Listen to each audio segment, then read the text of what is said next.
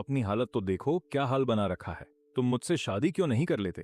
क्या तुम्हारा दिमाग खराब है? मेरे सबसे बुरे दौर में विवियन सिंक्लेयर ने मुझसे शादी की थी। सब कहते थे कि उसने भाई को जलाने के लिए ऐसा किया, पर उसकी मौत के बाद वो अपना सब कुछ मेरे नाम कर गई। सब कुछ, यहाँ तक कि एक छोटा सा वॉइस रिकॉर्डर भी। मैंने प्ले बटन दबाया और उसकी मीठी और नरम आवाज कमरे में गूंजने लगी।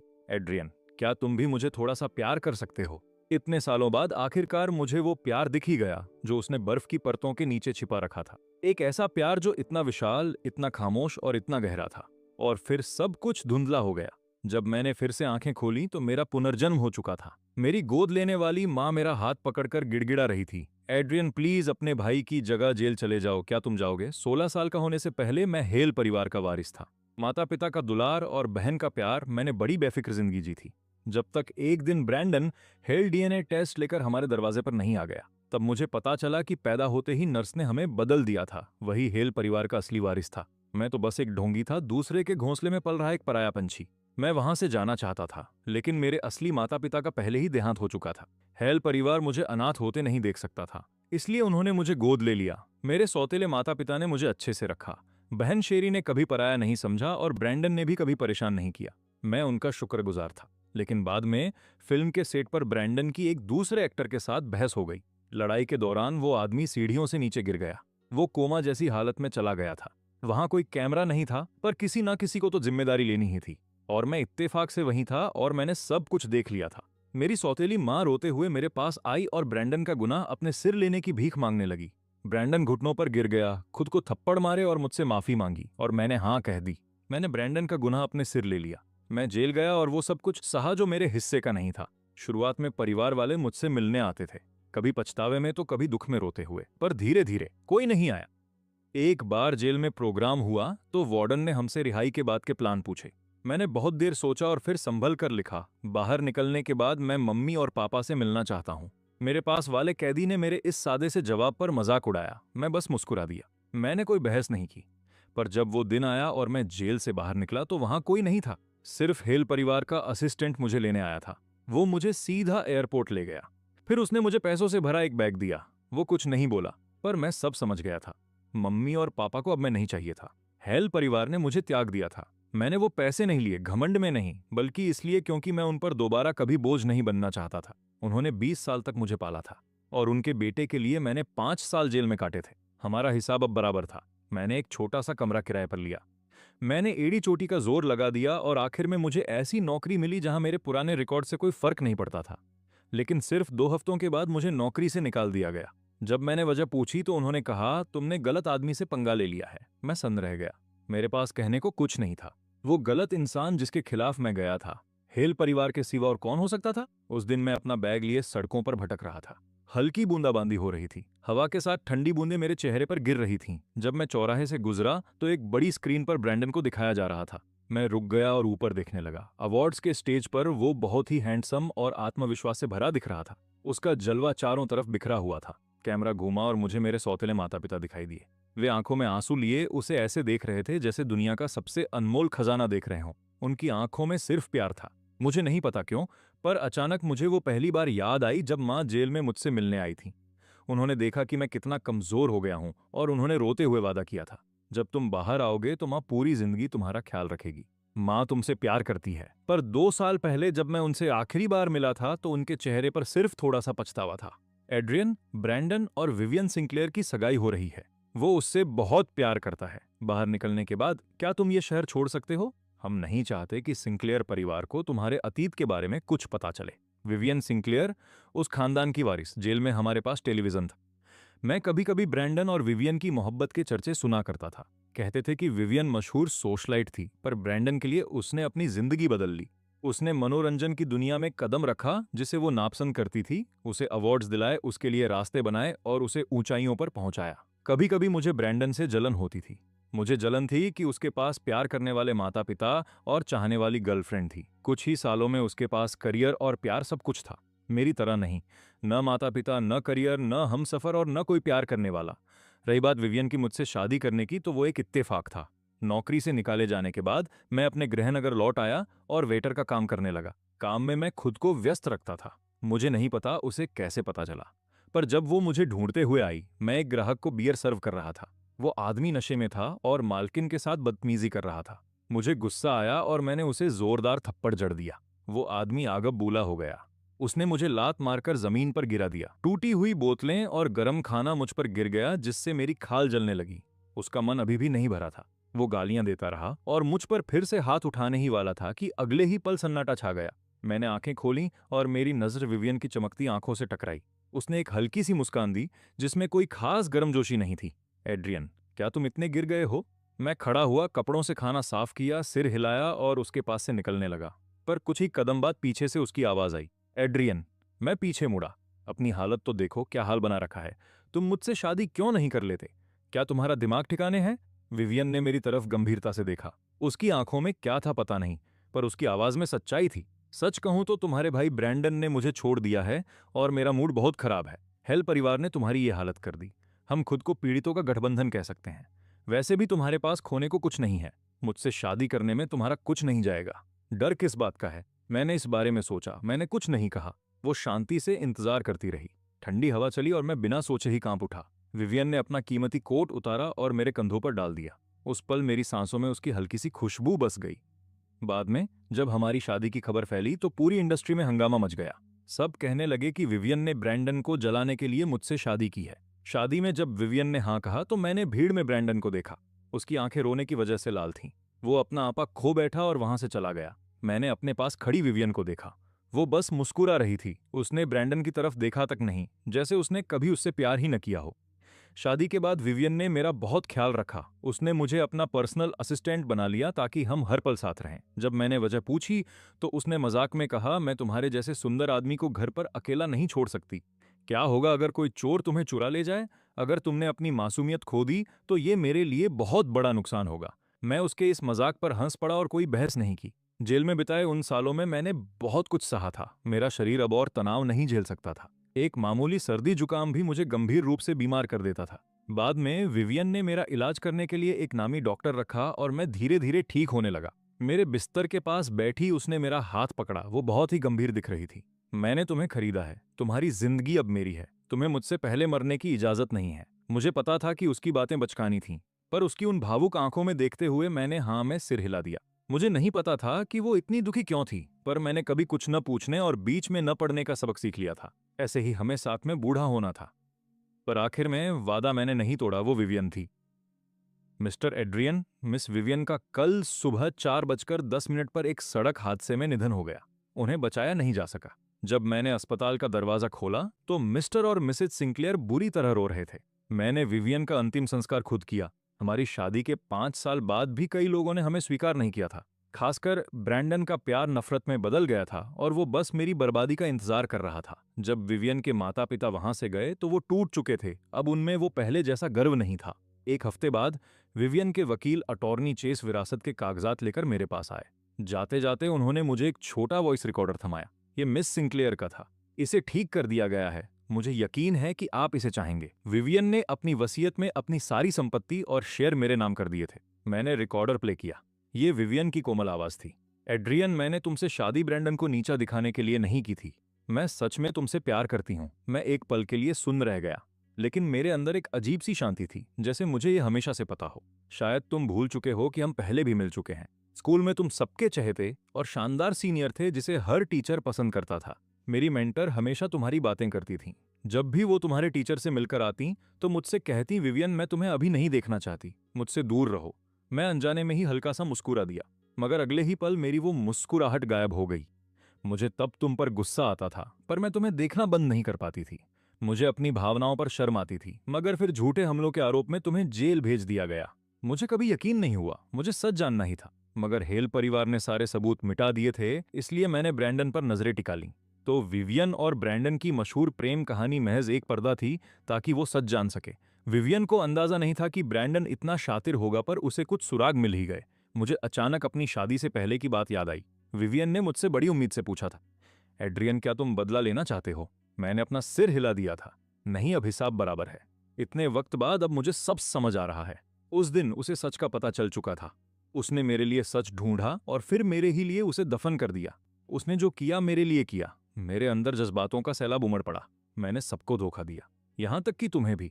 तो मेरी एक्टिंग वाकई में कमाल की रही होगी। तुम्हें पता है, जब मैं तुम्हारे पास शादी का प्रस्ताव लेकर आई थी, तब तुम्हारे चेहरे के भाव और तुम्हारी आंखें कितनी मासूम लग रही थीं। छोड़ो, मैं फिर से फालतू की बातें कर रही हूँ। सच तो यह है कि मैं हमेशा से पूछना चाहती थी, एड्रियन, क्या तुम भी मुझे थोड़ा सा प्यार कर सकते हो? शायद इस जन्म में मुझे जवाब न मिले, तो जब मैं अगले जन्म में तुम्हें ढूंढूं तब मुझे बताना। मैंने उसके आखिरी शब्द साफ सुने। उसने कहा, एड्रियन, मैं तुमसे बहुत बहुत प्यार करती हूँ। मेरे दबे हुए सारे अरमान अचानक फूट पड़े। आंसू एक के बाद एक गिरते रहे। इतने समय बाद मुझे विवियन का वो गहरा और छिपा हुआ प्यार नजर आया। पर अब बहुत देर हो चुकी थी। खाली कमरे में मेज पर वो कुमुदिनी के फूल रखे थे जो विवियन कुछ दिन पहले लाई थी। मुझे ये फूल हमेशा पसंद थे, इसलिए वो इन्हें किसी खजाने की तरह बड़े गर्व से मेरे लिए लाई थी। एड्रियन, उसने कहा था, क्या इनकी खुशबू अच्छी है? मैंने एक एक फूल खुद चुना है। अब से हमारे घर के लिए सारे फूल मैं ही लाऊंगी। इनकी खुशबू बहुत प्यारी है। तब उसकी आंखों की चमक सितारों जैसी थी। मैं मना कैसे कर सकता था, पर वादा करने वाली ने ही झूठ बोला। वो पहले चली गई और उन फूलों की आखिरी रोशनी भी अपने साथ ले गई। खिड़की से चांद की रोशनी मेरे शरीर पर पड़ रही है। मैं हाथ बढ़ाता हूं, पर मुझे सिर्फ ठंडक महसूस होती है। एक हफ्ते बाद मैं वकील चेस से मिलने जाता हूँ। वकील साहब, विवियन की सारी संपत्ति अनाथालय को दान कर दीजिए। मुझे कुछ नहीं चाहिए। मिस्टर एड्रियन, क्या आपने कभी विवियन से प्यार किया था? मैं बस मुस्कुरा दिया, पर कोई जवाब नहीं दिया। महीने बीत गए पर पता ही नहीं चला। मुझे बस इतना याद है कि एक दिन मैं बहुत बीमार हो गया और बिस्तर पर लेटा छत को घूर रहा था। मैं वकील की उस बात के बारे में सोच रहा था कि क्या मैंने कभी विवियन को चाहा था। हाँ, किया था, हमेशा किया था। धीरे धीरे मेरी चेतना खोने लगी। जब मैंने दोबारा आंखें खोली तो मेरा पुनर्जन्म हो चुका था। मेरी गोद ली हुई माँ ने मेरा हाथ पकड़ा हुआ था। एड्रियन, माँ तुमसे भीख मांगती हैं, अपने भाई को बचा लो। वो अभी बहुत छोटा है। वो जेल कैसे जा सकता है? मुझे सच में पता है कि मुझसे गलती हुई। मेरा वो मतलब नहीं था। मैं जेल नहीं जाना चाहता। मैं बहुत बड़ा स्टार हूं। अगर मैं जेल गया तो मेरी पूरी जिंदगी बर्बाद हो जाएगी। ब्रैंडन घुटनों के बल बैठकर बुरी तरह रो रहा है। मुझे जेल मत जाने दो। मिस्टर हेल उसे कसकर पकड़ते हुए दिलासा दे रहे हैं। बेटा, तुम्हें कुछ नहीं होगा। मिसेज हेल ने मेरा हाथ पकड़ लिया। उनके चेहरे पर आंसू बह रहे थे। उनकी आवाज दबी हुई थी, फिर भी उसमें सच्चाई थी। प्लीज एड्रियन, उसके बदले तुम जेल चले जाओ। क्या तुम नहीं जाओगे? मैं खामोशी से मिसेज हेल को देखता रहा। वहां कोई कैमरा नहीं था, सिर्फ तुम और ब्रैंडन थे। अगर तुम मान लो कि तुमने गलती से उस एक्टर को धक्का दिया था, तो पुलिस को कुछ पता नहीं चलेगा। एड्रियन, तुम चिंता मत करो। तुम्हारे जेल जाने के बाद माँ सब संभाल लेगी। मैं तुम्हें तकलीफ नहीं होने दूंगी। तुम्हारे बाहर आने के बाद हेल परिवार जिंदगी भर तुम्हारा साथ देगा। उन्होंने पिछली बार भी यही कहा था, पर वो वादा सिर्फ 1 साल चला। एक बार वादे की मियाद खत्म हो जाए तो उसकी कोई कीमत नहीं रहती। मैंने धीरे से मिसेज हेल से अपना हाथ छुड़ाया और मना कर दिया। पिछली जिंदगी में जेल में मुझे कालकोठरी में डाल दिया गया था। फिर अपनी शक्ल की वजह से मुझे गुंडों की मार और अपमान सहना पड़ा। वो पीड़ा असहनीय थी। सिर्फ शेरी कभी कभी मुझसे मिलने आती थी। फिर एक दिन खाने में जहर मिलने की वजह से मुझे मेडिकल पैरोल मिली। मिसेज हेल अस्पताल में मेरे पास आई थी। उस दिन वो मुझे बड़ी बेबसी से देख रही थी। आखिरकार वो जेल है, कोई सैर सपाटा नहीं। कुछ तकलीफें तो झेलनी ही पड़ती हैं। एड्रियन, ब्रैंडन को दोष मत देना। वो जल्द ही काम के सिलसिले में विदेश जा रहा है। मुझे उसकी चिंता हो रही है। शायद अब मेरे पास तुमसे मिलने का वक्त न रहे। मिसेज हेल दंग रह गई थी। उन्होंने शायद कभी नहीं सोचा था कि मैं जैसा आज्ञाकारी लड़का उन्हें मना कर देगा। मेरा पुनर्जन्म हुआ है। मैं अपनी गलतियां दोहराने वापस नहीं आया हूं। मैं दोबारा शांति और मजबूती से बोला, माँ, मैं शुक्रगुजार हूं कि आपने 20 साल मुझे पाला, पर मैं उसके लिए अपनी जिंदगी बर्बाद नहीं करूंगा। मुझे स्वार्थी कहिए या एहसान फरामोश, पर मैं उसका इल्जाम अपने सिर नहीं लूंगा। एड्रियन, मेरे इनकार ने मिस्टर हेल को आग बबूला कर दिया। हेल परिवार के एहसानों का फायदा उठाने के बाद तुम कर्ज चुकाने के लिए एक उंगली तक नहीं उठाओगे। मिसेज हेल और ब्रैंडन ऐसे रो रहे हैं जैसे उनका दिल टूट गया हो, पर जब उन्होंने देखा कि मैं नहीं मानूंगा तो उन्हें डर लगा कि मैं भाग जाऊंगा। इसलिए उन्होंने मुझे कमरे में बंद कर दिया। सिर्फ शेरी पूरे वक्त खामोश रही। पिछली जिंदगी की तरह ही मिसेज हेल ने मेरा फोन छीन लिया, पर उन्हें नहीं पता कि मेरे पास एक दूसरा फोन भी है। मैंने वो फोन निकाला। फ्रैंक की खबर हर तरफ छाई हुई है। वो एक्टर जो कल जख्मी होकर कोमा में चला गया था। सुराग बहुत कम है। एक फोटोग्राफर ने किसी की पीठ की धुंधली तस्वीर खींची थी और साथ में ये लिखा था, ब्रैंडन और उसका भाई एड्रियन कुछ देर के लिए फ्रैंक के साथ अकेले थे। पुलिस अब आती ही होगी। मैंने अपने फोन में एक जाना पहचाना नंबर डायल किया। मैं उन नंबरों को देखता रहा, पर आखिर में मैंने कॉल नहीं किया। मेरे अंदर एक डर था कि शायद दूसरी तरफ वो इंसान न हो जिसे मैं जानता था, और डर ये भी था कि अगर ये सपना टूटा तो मैं उसे कभी नहीं देख पाऊंगा। मैं खड़ा हुआ और पर्दे हटा दिए। सूरज की गुनगुनी रोशनी मुझ पर पड़ रही थी। बाहर पुलिस खड़ी थी और मिस्टर हेल की नजरें मुझ पर टिकी थीं। मैं विवियन को मदद के लिए मैसेज नहीं करूंगा। पिछले जन्म में उसने मुझे बचाया था। इस जन्म में मैं खुद को बचाऊंगा और उसके पास पूरे सम्मान के साथ जाऊंगा। महोदया, कृपया दोबारा बताएं कि हादसे के वक्त आप कहाँ थीं? पुलिस सवाल पूछ रही थी। मैंने मिसेज हेल की गिड़गिड़ाती आंखों को नजरअंदाज कर दिया। पिछली बार ये केस जल्दी बंद हो गया क्योंकि मैंने खुद जुर्म कबूल किया और अपने बेगुनाही के सबूत भी मिटा दिए थे। पर इस बार मैं वैसी बेवकूफ़ी नहीं करूंगा। 20 साल का एहसान मैं पिछले जन्म में ही चुका चुका हूं। अब मैं उन्हें नफरत न दूं, यही बहुत है। मेरी शांति के मुकाबले ब्रैंडन बहुत घबराया हुआ और गुनहगार लग रहा है। जब ब्रैंडन को ले जाया जा रहा था तब मिसेज हेल चिल्लाईं, उसे छोड़ दो, मेरे बेटे को जाने दो। मिस्टर हेल का चेहरा गुस्से से काला पड़ गया था। वो मुझे किसी दुश्मन की तरह देख रहे थे। ऐसा लग रहा था जैसे वो मुझे चीर देंगे। हमें इसे थाने ले जाना होगा। बेटा डरो मत, हम इसे सुलझाने का रास्ता निकाल लेंगे। तभी शेरी मेरे पास आई। उसने धीरे से कहा, हेल परिवार में अब तुम्हारे लिए कोई जगह नहीं बची। ये घर छोड़ दो। क्या तुम मुझे दोष देती हो? शेरी रुकी। उसने कोई जवाब नहीं दिया। वो बस मुझे देखती रही। एड्रियन, तुम भी मेरे भाई हो। उसने पिछले जन्म में भी यही कहा था। उसने मुझे इल्जाम अपने सिर न लेने की सलाह दी थी। जब मैंने पूछा था क्यों, तो उसने मेरी तरफ देखा था। उसकी आंखों में एक अजीब सी दया और कोमलता थी। तब मैंने उसकी बात नहीं मानी थी, पर इस बार मैंने उसकी सुनने का फैसला किया है। मिस्टर और मिसेज हेल अब मुझसे बहुत नफरत करते होंगे। यहाँ ज्यादा रुकना बस नई मुसीबत को दावत देना होगा। शेरी, अपना ख्याल रखना। एड्रियन, इस बार खुद के लिए जीना। मैं अपना सामान पैक करता हूँ और हेल हाउस से बाहर निकल जाता हूँ। फिर मैं उस सड़क पर चलने लगता हूँ जो चिनार के गिरे हुए पत्तों से ढकी है। मैं सामने देखता हूँ, हवा चलती है और पत्तों को उड़ा ले जाती है। ठीक इसी पल सूरज की गुनगुनी और कोमल रोशनी मुझ पर पड़ती है और तभी अचानक मेरे सामने एक चेहरा आ जाता है। एड्रियन, तुम कहाँ जा रहे हो? मैं वहीं जम जाता हूँ। हाँ, मेरे सामने खड़ी औरत विवियन ही है, लेकिन काफी कम उम्र वाली विवियन। पुरानी यादें मेरे दिमाग में बिजली की तरह कौंध जाती हैं। मेरा दिल जोरों से धड़क रहा है। मेरा मन उससे अपनी नजरें हटाने को नहीं कर रहा, एक सेकंड के लिए भी नहीं। तुम एक बड़े मर्द होकर रो क्यों रहे हो? क्या कुछ हुआ है? क्या मैं रो रहा हूं? किस बात के लिए? उसे दोबारा देखकर मुझे खुश होना चाहिए, लेकिन पिछले जन्म के मेरे दिल में दबे सारे जज्बात अब आंसू बनकर बह रहे हैं। वे मेरे सीने से उमड़कर बाहर आ रहे हैं। मैं उन्हें रोक नहीं पा रहा। बोलने से पहले विवियन की नजर 2 सेकंड के लिए मेरे सूटकेस पर टिकती है। एड्रियन, क्या तुम घर से भाग आए हो? मैं उसे आधा सच बता देता हूँ। हाँ, मैं बस भाग आया। क्या तुम मुझे कुछ रातों के लिए अपने पास रखोगी? जरूर। अगर तुम आने की हिम्मत रखते हो तो मैं रखने का दम रखती हूँ। बस ऐसे ही मैं विवियन के साथ उसके अपार्टमेंट चला जाता हूँ, जो रुखा और सादा है, बिल्कुल उसी के अंदाज जैसा। पिछले जन्म में विवियन की मौत के बाद मैं कुछ समय तक यहीं रहा था। मुझे यहाँ के कोने कोने का पता है। मैं सीधा अपार्टमेंट के पीछे वाले बाथरूम की तरफ जाता हूँ, कुछ पुरानी यादें ताज़ा करने और कुछ मातम मनाने। आईने में अपनी सूजी हुई आंखें और बिगड़ा हुआ हुलिया देखकर मैं धीरे से एक आह भरता हूँ। मुझे थोड़ी शर्मिंदगी महसूस होती है। मैंने तय किया था कि विवियन का सामना पूरी शान से करूंगा, पर जब भी हम मिलते हैं मैं हमेशा इतना बेहाल ही क्यों होता हूँ? जब मैं बाथरूम से निकलता हूँ, विवियन दीवार के सहारे खड़ी इंतजार कर रही होती है। वो पूछती है कि क्या हुआ। मैं उसे शांति से सब कुछ बता देता हूँ। ऐसा कुछ भी नहीं है जो मैं उससे छिपाऊं। सुनने के बाद विवियन रुकती है। तो हेल परिवार चाहता है कि तुम सारा इल्जाम अपने सिर ले लो। मैं सिर हिलाता हूँ, लेकिन मैंने मना कर दिया। ये इतनी आसानी से खत्म नहीं होने वाला। फ्रैंक अभी भी कोमा में है और अभी तक कोई पुख्ता सबूत नहीं मिला है। जब तक वो होश में नहीं आता, केस बंद नहीं हो सकता। भले ही ब्रैंडन अब मुख्य संदिग्ध है, लेकिन तुम पूरी तरह से खतरे से बाहर नहीं हो। बोलते समय उसका चेहरा और भी गंभीर हो जाता है। मैं अचानक उसकी बात काटता हूँ। विवियन, मुझे थोड़ी भूख लगी है, मेरे लिए कुछ खाने को लाओ। मेरी चमकती और तनाव मुक्त आंखों को देखकर वो बेबसी से आ भरती है। मैं अभी खाना बनाने जाती हूँ, थोड़ा इंतजार करो। मैं सिर हिलाता हूँ। पिछले जन्म में मुझे पेट की गंभीर बीमारी थी, इसलिए विवियन ने सेहतमंद खाना बनाना सीखा और रोज मेरे लिए खाना बनाती थी। उसका खाना बहुत लाजवाब होता था। मैं मानता था कि उसे हमेशा से खाना बनाना आता है, पर अब उसे चिपके हुए नूडल्स का गुच्छा लाते देख मुझे एहसास हुआ कि विवियन एक रईस खानदान की बेटी थी जिसकी हमेशा सेवा हुई थी। उसे शुरू से खाना बनाना कैसे आ सकता था? उसने मेरे लिए ये सीखा था। सब कुछ हमेशा मेरे लिए था। मैं अपनी चॉपस्टिक्स उठाता हूँ और एक निवाला लेता हूँ। विवियन मुझे उम्मीद भरी नजरों से देखती हैं। उसकी आंखें तारों जैसी खूबसूरत हैं, बिल्कुल मेरी यादों में बसी उस औरत की तरह जिसने एक बार मुस्कुराकर पूछा था कि क्या मैं उससे प्यार करता हूँ। मैं अपने सीने की कड़वाहट दबाकर सिर झुकाता हूँ और जोर से हाँ कहता हूँ। ये अच्छा है, थोड़ा नमकीन है, पर मुझे ये पसंद है क्योंकि मैंने कहा कि ये नमकीन है। वो पूरा कटोरा कचरे के डिब्बे में फेंक देती है।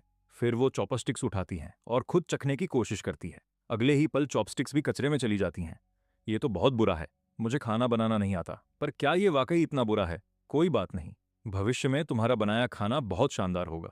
तुम ऐसा क्यों कह रहे हो? क्योंकि मैं तुम्हारा इकलौता खाने वाला हूंगा। एड्रियन, भविष्य में मैं तुम्हारी क्या लगूंगी? मेरी जीवन साथी, वो जिसे मैं सबसे ज्यादा प्यार करता हूँ। मुझे लगा था कि विवियन हैरान होगी या सवाल पूछेगी, पर उसके चेहरे के हाव भाव थोड़े नरम पड़ जाते हैं। उसकी आंखें झुकती हैं और होंठों पर मुस्कान आ जाती है। ये तो अच्छी बात है।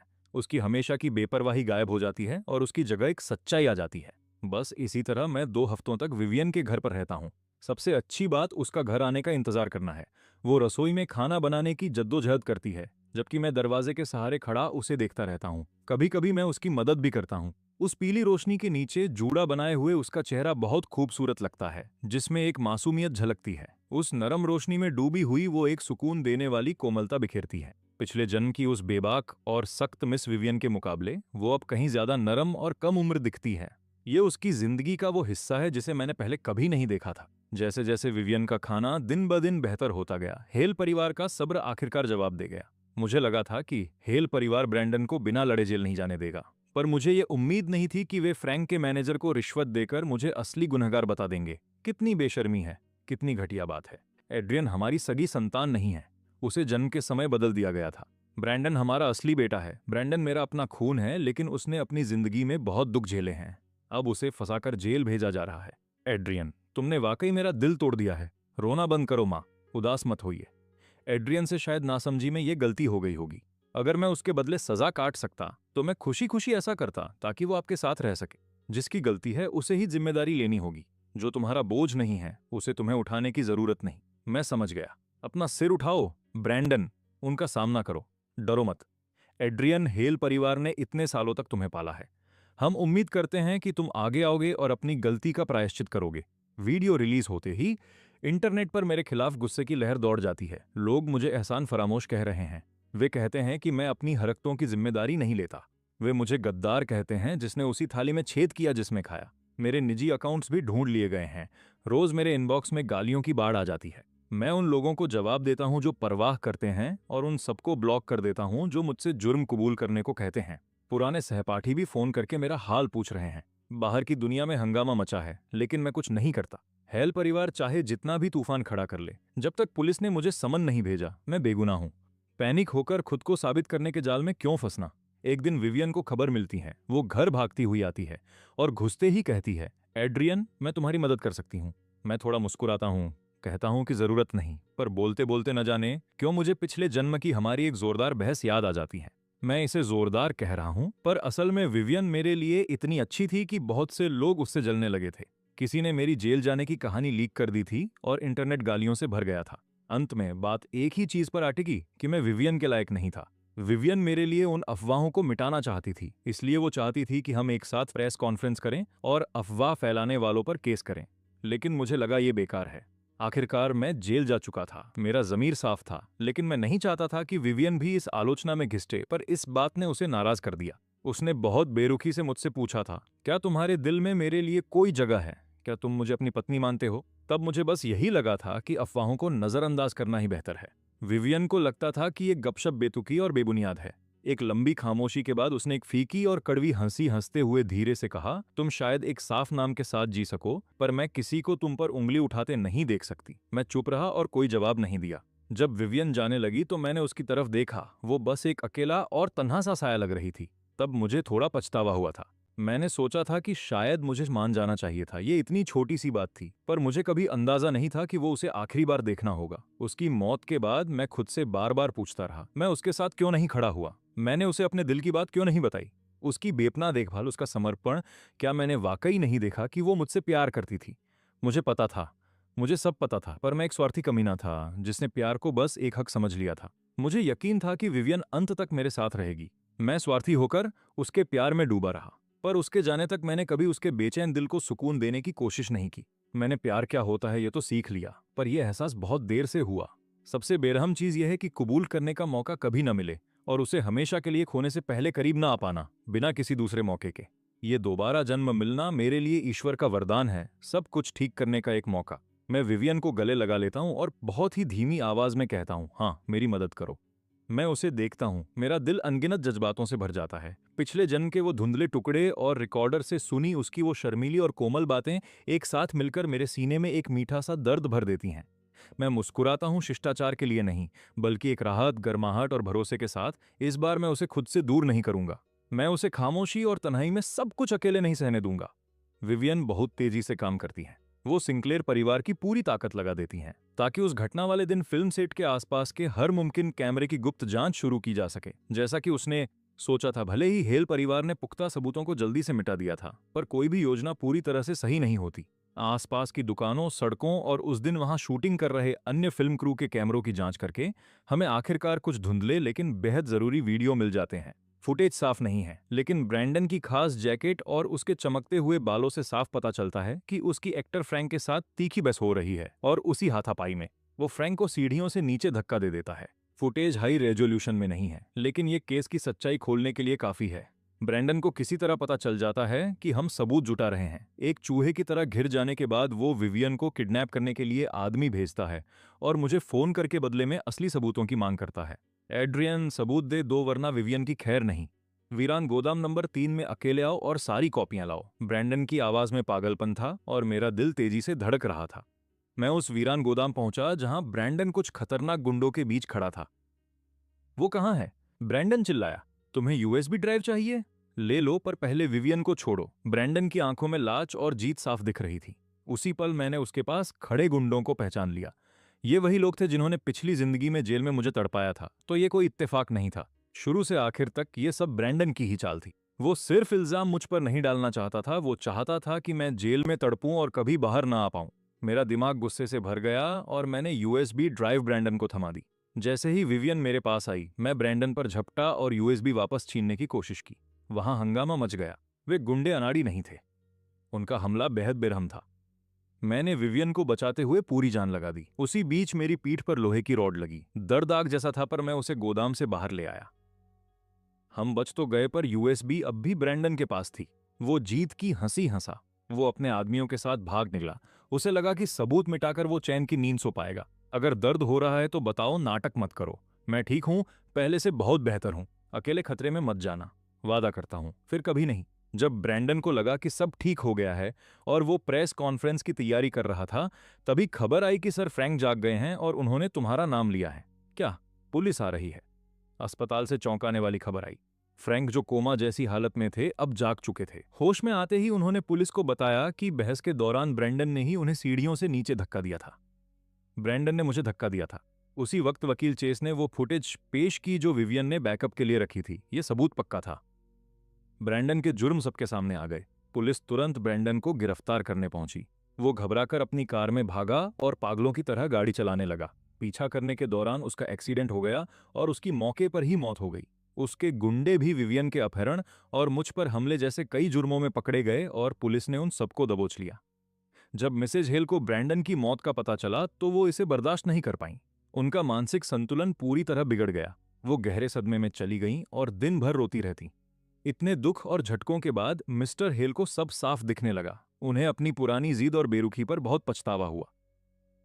अगर सुधार की कोई गुंजाइश है तो मैं जरूर करूंगा। इस दुख भरी जगह को छोड़ने के लिए उन्होंने विदेश जाने का फैसला किया।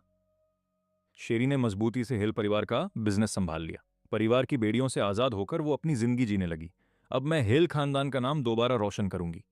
एक सुनहरी दोपहर में मैं विवियन को अपने नए लिली के फूलों को संवारते हुए देख रहा था। धूप और छांव के बीच उसका चेहरा बेहद खूबसूरत लग रहा था। मेरा दिल खुशियों से भर गया। मैं उसके पास गया और उसे पीछे से अपनी बाहों में भर लिया। उसके कंधे पर सिर रखकर मैंने फुसफुसाया, विवियन, क्या मैंने बताया कि मैं तुमसे कितना प्यार करता हूं? विवियन की आंखें चमक उठीं।